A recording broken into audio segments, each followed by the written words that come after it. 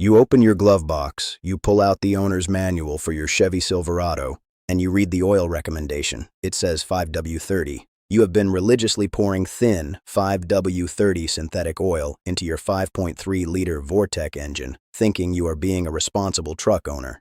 But I have a harsh truth for you. You are doing exactly what General Motors wants you to do. And what they want is for your engine to eventually wear out, so you have to come back and buy a new $60,000 truck. Welcome back to the garage. Today we are exposing the thin oil lie that is slowly killing your legendary GMT 800. Let's get one thing straight right now. The brilliant engineers who built the 5.3 LS-based engine block did not want you running water-thin oil for the entire life of the truck. That factory 5W30 recommendation was forced upon them by corporate lawyers and the government.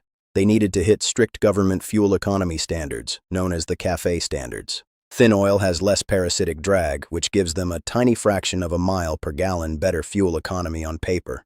But what saves the corporation money on government fines is costing you thousands of dollars in premature engine wear.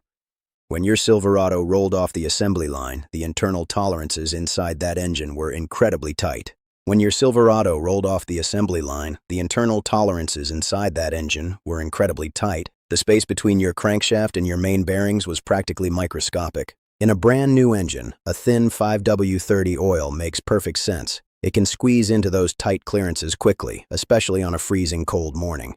But let's look at reality. Your truck is not new anymore. You have 150,000, 200,000, maybe even 300,000 miles on that odometer. Over years of towing heavy trailers, hauling, and daily driving, the metal-on-metal friction has physically worn down those internal bearing surfaces. The clearances have opened up. This is where the fatal mistake happens. When you pour that same thin, watery 5W30 into an older, worn engine, it simply bleeds out past the widened gaps in the main and rod bearings. This is where the fatal mistake happens. When you pour that same thin, watery 5W30 into an older, worn engine, it simply bleeds out past the widened gaps in the main and rod bearings. Your oil pump is spinning, trying its hardest, but it cannot build adequate pressure because the fluid is just too thin to create resistance. You see it on your dash. You are sitting at a red light, the engine is fully up to operating temperature, and your oil pressure gauge drops dangerously low. And then, you hear it. That infamous Chevy Lifter Tick, tick, tick, tick, every single morning.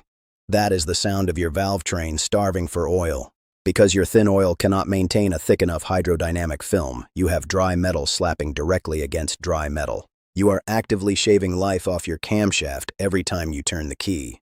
You are actively shaving life off your camshaft every time you turn the key. The dealership will tell you that a ticking noise is normal. They will tell you that low oil pressure at a hot idle is acceptable. They are lying to your face. If you want to stop the ticking, restore your oil pressure and save your engine from a catastrophic failure, you have to step up your oil weight immediately. If you want to stop the ticking, restore your oil pressure, and save your engine from a catastrophic failure, you have to step up your oil weight immediately. Moving to a high-quality 5W40 or even a 10W40 if you live in a hot southern climate changes the entire dynamic of your engine. That slightly thicker oil fills the widened gaps in your old bearings. It seals those clearances, allowing your oil pump to actually build and hold strong pressure at a hot idle. More importantly, it creates a thick, resilient, protective film over your lifters and camshaft lobes, silencing the valve train completely.